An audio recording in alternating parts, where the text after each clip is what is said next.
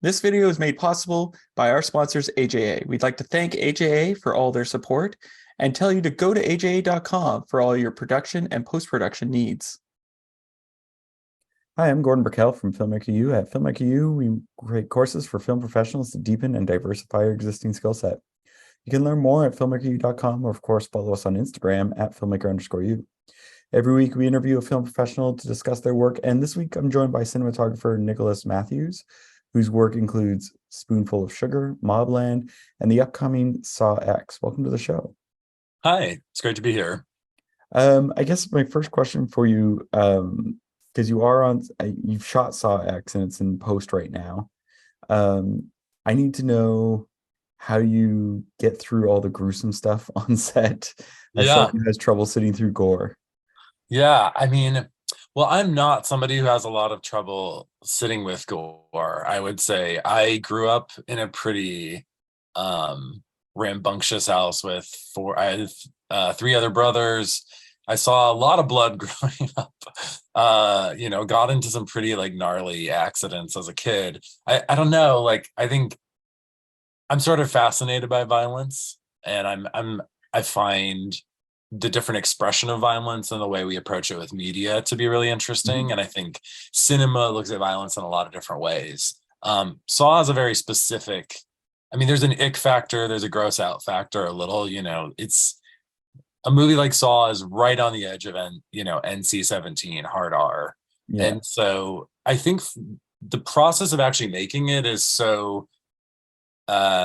it's so granular in a way, a lot of the traps are shot in a day and a half or a day. So it's very fast, and you're doing, a trap might need, 50 pieces of coverage to tell that story, or more even, and so a lot of it is, it's really, you're shooting out individual pieces with an individual prosthetic. And there is a degree to I showed up on set, a few days, and I recorded a video once of just walking on set, and there's a severed leg, and there's blood and all these things around.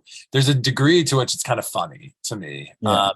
But they are very realistic. And I would actually say the most challenging time I had with the goriness and the gruesomeness of what we're making was I actually got I had a few ailments while I was shooting the movie. We shot in Mexico City, and I ended up having food poisoning once, and I also I got COVID during the film, and so did the director, and so we ended up shutting down for a short period. But when I had COVID, I was testing positive, nobody else was, and so they sequestered me in a trailer just outside of the set. And at that point, a lot of the work we were doing was in one major set that we had tented and put up probably 40 or 50 LED units. So I was able to actually communicate over walkies and headsets with my gaffer and my operators. And actually the experience of being disembodied and more off the set and actually just watching monitors, that was actually when I felt it more than when I was there in the actual minutia of making it, from a more observational perspective. And then I would just say, it does, filmmaking is hard. I think being away from home for months and months is very difficult.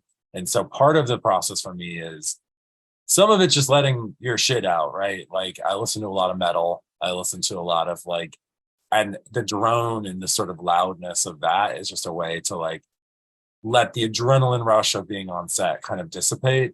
And then I'm an avid meditator. I think that you have to find ways to calm your nervous system. Both from a story perspective when you're dealing with really difficult material, but then also just the adrenaline of all these people. And then in this case, I don't speak Spanish. So working with, it's very fish out of water to be working with a huge crew where you don't all quite communicate and to sort of have to navigate that. So it's do that. I still have to take melatonin to knock myself out. I don't do sleeping pills, but it's a real process, and you walk away from it. I would say you walk away from it not unscathed. I've been a camera person for 30 years, and I fell in love with cinema. I heard there was free film school in France, and I wanted to get into the French film school. I really didn't know anything at the time, but I knew at least how to take pictures. So I said, I'll try for the image department. And then when I miraculously got into the French film school, I fell in love with working with the camera. You're following what's going to be in the movie. So that immediacy that the camera allows is what I loved from the beginning. I'm Kirsten Johnson, and this is my course about documentary cinematography.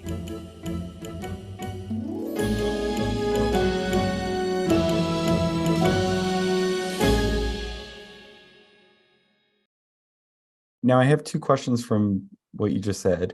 First is, what is your go-to heavy metal act? Oh, that's interesting. Well, right now I've been really in, I don't even know if they would be classified as heavy metal, but more ambient. But like Holy Fawn and Thrice have been like staples for me for a long time. Yeah, I saw them live a couple months ago, and they're just, specifically Holy Fawn has like a very ambient kind of metal sound, and it's sort of, I don't know, I kind of love that sort of like these like big landscapes that they create with sound. Yeah. No, the other question is, you were in a trailer outside. Yeah. How do you judge the lighting?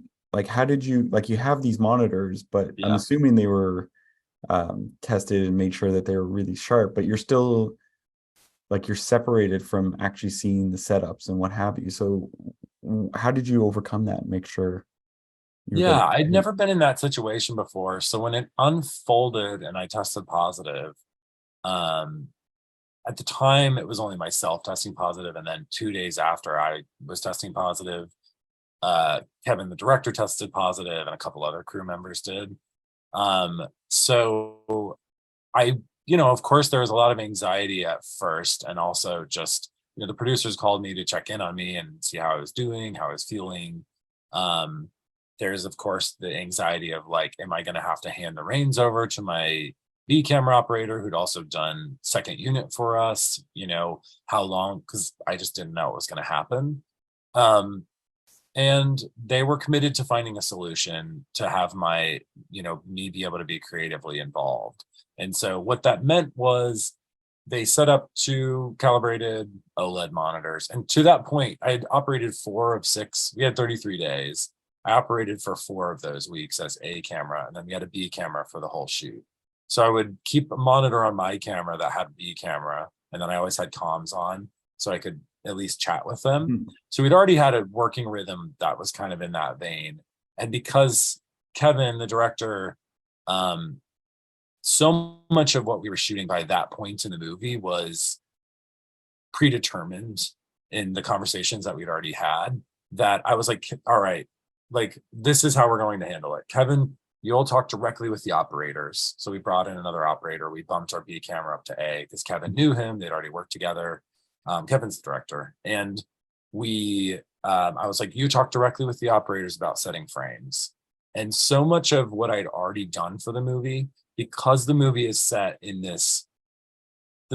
probably 20 to 30 locations, but a large majority of the movie, like most Saw films, is staged in a main warehouse space. And so because we had complete control of that space, I had lighting diagrams that I developed, and then they implemented those with my digital console, like board op. So my board op had every light in the room, probably 50 units. All of these units are housed inside of industrial housing. So you could turn a camera anywhere in the room and look anywhere in the room, and it's not going to look like there's film lights. But every single one of those is an LED. Every single one of those is color controllable, dimmable, all of that. And then I'm putting lights on the cameras if I need eye lights that are also completely wirelessly controllable. So everything is sort of under my control in terms of being able to orchestrate what we're doing. So I had the lighting diagram there, and so I'd walk you over to the console op and tell them dim up, dim down on different things depending on what I'm seeing in frame. Also, because I designed where the lights were in the room, I knew where the characters were too. And one of the advantages of a movie like Saw is the characters have a limited mobility because they're often chained up or trapped in some sort of a way, right? So that, functionally, Kevin was setting the frames, and then if I saw something that didn't work, I would mention it over like headsets to my operators. And then over walkie, I'm talking to them and dialing in units and lighting. And if, frankly, a lot of the way we were shooting, we were having to work very 360 anyway, because we were doing, 50 to 100 setups a day for some of these days where you're just, powering through shooting a lot of material. And like Saw, because the movie thematically moves from more of a drama into a horror film, it moves from a space of like portraiture and beauty, and so beauty within a Saw world, I would say. Not, it's not saccharine, but it's more elegant. It's a little more chiaroscuro, sort of lighting. It's a little more Rembrandt. And then it moves into these really harsh downlights, and part of that gave me the flexibility to go a little more brutal. So you move from beauty to brutal, and it starts to, you can do a lot, and the lighting doesn't have to be like, there's things I'm doing in this movie I would never normally do, where it's like, doing multiple shadows where it's two downlights that are casting double shadows. Normally that's anathema, and I would try and clean that up and fix it. But in a Saw film, it actually, when we started to clean it up, it started to feel too glamorous. And so there was like a lot of material, there's sweating and there's blood. So it was really just about figuring out what's our communication tactic. And for me, I reached out to a few DPs I was friends with and just said, hey, you've been in this, like, this isn't the first time this has happened. Like, what did you guys do and how did you solve this? And ultimately, luckily, it was only 2 days that I had to do, and everyone like swung by, including like Tobin Bell and Shawnee. They all like swung by my trailer, like standing back, and they're like, are you okay in there, bud? Like, you're a trooper for coming on set and working. I'm like, oh, I was not about to not be here. You just down a bunch of meds and sort of like, I'm here. Like, I want to see what we're shooting. So yeah, it was a process though. Now, again, I haven't seen Saw X yet because it hasn't been released. But one of the things that we've sort of heard a lot of talk about is particularly when you see like horror movies and stuff, it gets really dark. Yes. And so a lot of people get frustrated because like on their TVs, they can't see the detail because they don't have the latitude that you might in a theater or what have you. So how do you take that into consideration when you're lighting dark scenarios? Yeah, I mean, it's a really, like, it's a great question. It's something I struggle with as a audience member, as well as like an artist. I think for a film like Saw, it's essential that we have really deep black levels. Like the artifice of the prosthetics, the mood, the tone, all of that falls apart if you start to brighten it up too much. And even when I did the commentary a few weeks ago with the director and the production designer, and it's like the audio facility had the movie, and it's like, I've seen the movie at this point, I've seen it 4 or 5 times because we've had to do QCs of the HDR, the SDR, and the DCP for theaters. So, the best you can do is it's sort of a twofold approach. It's like my lighting is one thing, and then the color correction and the DI is another side. I would say all you can really do is use calibrated monitors that are, high quality, and make assessments based off of that. I can't light a movie for people that are going to watch the film in a room full of windows with all the windows open. It's just, at the end of the day, like the mood of this movie is designed for going and sitting in a dark theater and for people who are ready to be scared. And so they're going to have to take it on themselves to do some blackout. That said, like, I'm very interested in contrast. I don't want muddy images. I don't want just dark images. So with, this movie is very influenced by Giallo film, like the Italian films. And there's, big, bold strokes of color and light in those kinds of movies. So we have very bright and dark, it's like, if you want to make something look dark, put something bright in the frame, and it's very like that kind of an approach. I have seen the movie I've seen it on an HDR screen. I've seen it on a traditional like OLED, and I've seen it in a theater. And I would say it's dark, but it's appropriately dark, and it doesn't. I never felt like I missed out. And then when I did this commentary, I saw they had like a motion smoothing TV set up with like the brightest possible settings, and I was like, okay, good to know. This is how it's going to look on a somebody's shitty at home screen that they've never, and it still looks pretty good. It's not the same movie. Yeah. But It's almost like I always hear sound like from musicians, like working with musicians, they would always record originally and then take a tape and go into their car and be like, this is the shittiest experience. yes. That was your experience. Like, this is the worst. It still looks good. All right. Yeah. And at the end of the day, like, and I have total respect for it, because once again, like, Yeah. there are movies, like I remember with Arrival and some of these other films, like it really became kind of a thing. And I do like, I really like dark films. I like The Godfather. I like The Godfather 2. I like Seven. I like Clute. It's like I'm naming a lot of Gordon Willis, but there is some attraction to darkness for me, and it's just about how to create it in a way that doesn't feel murky. It's about creating, like, for me, it's even contrast in a frame or within a scene. So it's like you're going from brightness to dark, or like a character's moving through light and that kind of a thing. But ultimately, I mean, we might get that complaint. It is something that, like, I'm conscious of as I'm, color correcting the film. But at the same time, I sort of have to look at, like, here's a calibrated situation. I'm going to do the best work I can within a calibrated environment. Mhm. And then I have to hope that the majority of people will have a great experience as a result. So you talked about working with the colorist. So, what was your working relationship? How did you set that up and to make sure you get the best of what you wanted in the look? Yeah, I mean, I've every project for the most part has a colorist involved at some point, and it's always different. Frankly, it's just different on every movie. I've always fought to try to get the colorist on before the movie starts shooting so we can work together to build LUTs. And thus far, I've never been able to have that happen. So in this case, what we ended up doing, we had on-set LUTs that we worked with the DIT, and we were sort of monitoring on set. But then we had essentially 9 days to color the film, and I think there's like 4,000 edits in the movie, so it's a lot of material to color. We went with a post house in Toronto that had worked on a lot of the other Saw movies. I think their name was Urban Post, and so they had, the way that the deal had been made, we worked with their sound team and we worked with their in-house colorist. And I don't remember his last name, but his first name was Kevin. But Kevin, he's someone who's worked on a lot of films in a lot of capacities. I don't think he's ever done something quite like this, because I was looking through his work and was like, oh boy, like, this might not be the right fit, and I expressed that. But at the same time, like, when the deals have been made outside of my power, at a certain point, you have to say, like, I'm going to do the best I can in this situation. And if it's not working, then we'll address it. Yeah. I brought up my concerns, but we jumped in. And so our approach was the main approach we took. I had 2 weeks, and it's a lot to cover and a lot to, put together. I made sure my LUT was laid in so that I could kind of see what we were looking at on set.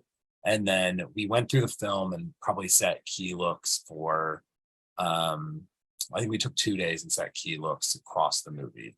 Yeah. And so it's like individually in a scene, you're doing like a wide shot and a close up and maybe 1 or 2 others, and you're really dialing that in. And then from that point, Kevin, the director, sat with us for the first week, and he started working on the mix the second week, and would just come in and I would show him what we had done. And so a lot of it was, you set this overall look, and then you get into the individual scenes and you're starting to do like shapes and masking and, anything like that. And it just, you really do, at a certain point, you just are in it, and it's like every shot, just one by one by one, like you're using a laser pointer and just sitting in a theatrical chair looking at a screen. It is weird for me, because part of what I love about cinematography is I like the live experience of being around a bunch of people and being on a set. And so then to go sit in a dark room and be like, there's no one else in this room, none of the producers, no one from Lionsgate is sitting in here to be like, this is what this needs to be. It's just me and the director, and half of it was just me with colorist. But we had established a language, we had established a feel in terms of saturation levels, and then you kind of get through the whole movie, you play it back, and I think we spent 2 days playing it back, and then you address all your notes, after that, and then you do a final like watch through and kind of see that. then all of that gets translated into the SDR and the HDR. And frankly, by the time you do the QC, like the amount of money it would cost them to open the project back up, it's like something has to be technically like wrong, not just something I creatively am disappointed by.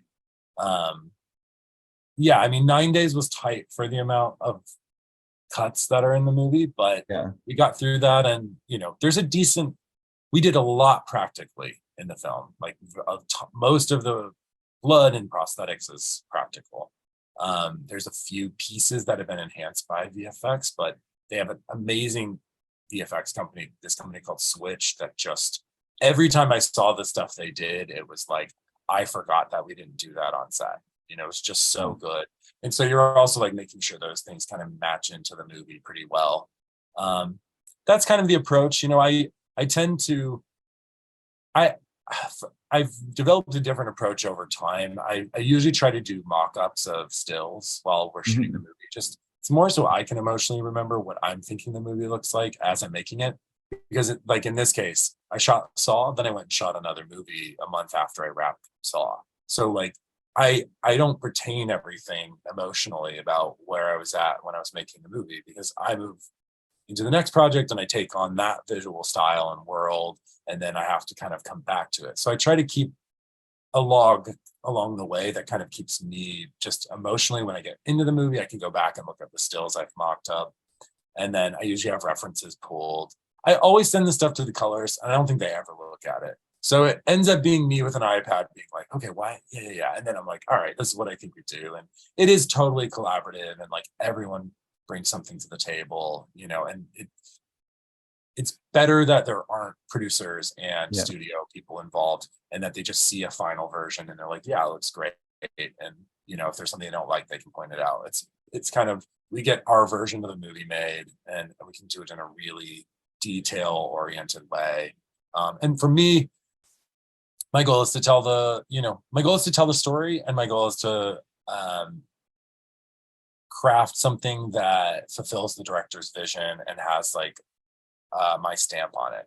So, you know, I really want to please the director at the end of the day. That's like the main focus for the work that I'm doing, and please myself in terms of like telling the story. Yeah.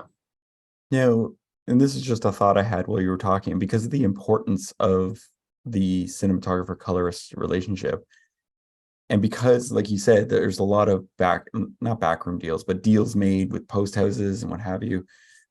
I wonder if in the future, cinematographers will team up with colorists and be like, we're the team, you know, like cinematographer's the lead, that you have to bring us both on to create the perfect look, that type of thing in the future. Yeah, I mean, that exists to some degree. I think it just depends on the scale of the project, frankly, because, you know, they're just not like, colorists are magicians, and they, you know, I've colored a decent amount on my own. Like I'm very familiar with Resolve to the point where, you know, I'm talking through the node chain with the colorist, but also you know, what happens is people get booked on things and then they're unavailable. And so in the same way that happens with like, you look at directors and DPs, and it's like a lot of directors like to work with the same DP again and again. A lot of colorists and DPs form those relationships. And I would say I have a few relationships like that, but because the scale of the movies I'm doing, the last three have been in that like $5 to $10 million range. They're just, even at a budget like that, you're not big enough that you can hold someone on, you know, you can't keep someone that's like working at company 3 and doing commercial jobs, you know, they're going to make what you're paying them on the movie and, you know, a day on a commercial type thing. Right. So it is a balancing act, but I do think that colorists also recognize that it is a relationships industry and a relationships game. And also, you know, so there is a bit of that, and I always fight for the people that I like, you know, and I like, there's a few colorists who I just don't have to work as hard. They just get me, and I get, you know, and I really try to give a lot of creative freedom to the people I'm working with. But sometimes you have to take like, you have to take a more, you know, fine-toothed comb and be a little more hands-on, and I don't mind doing that too. Now, I have one last question for you. What would you say is your favorite guilty pleasure film or TV show to watch? Yeah, for me, hilariously, it's Gladiator. Like Gladiator was just I saw it at the right time in the right headspace. Like I came from a very like fundamentalist Christian religious Southern background. I grew up in South Carolina and Kentucky. And so I feel like there was this, I was allowed to read a lot of literature, whatever I wanted, you know, like I read a lot of Southern Gothic, Flannery O'Connor and Faulkner, and I was also reading stuff like Lord of the Rings and a bunch of other stuff, but a lot of classic literature. But I kind of had to really fight in order to watch anything that had any sort of objectionable, you know, elements. And so I really fought. Gladiator is one of the first R-rated movies I saw like as a kid, and I love this sort of like sword and sandal, like epic, this sort of the bravado of the film. I'm like Ridley Scott when his movies are work, they're amazing. Like Yeah. Alien is a huge fit, you know. I watched that movie a lot, and same with Blade Runner. And Gladiator just captured something with its like this just huge kind of scope, and it's a bit melodramatic and it's operatic, you know, in nature. But I love the photography, and I love this sort of I like world building, and so I think Yeah. that is a movie I can just throw on and be like, take me away into the like transport me into this world, and yeah, so I'd say that. Well, thank you so much for letting me interview today. Absolutely, thanks for having me on. And that's it for this week, everyone. Make sure to check us out at filmmakeru.com or, of course, on Instagram at filmmaker_you. I'm Gordon Burkell. Thanks for watching. This video is made possible by our sponsors, AJA. We'd like to thank AJA for all their support and tell you to go to aja.com for all your production and post-production needs.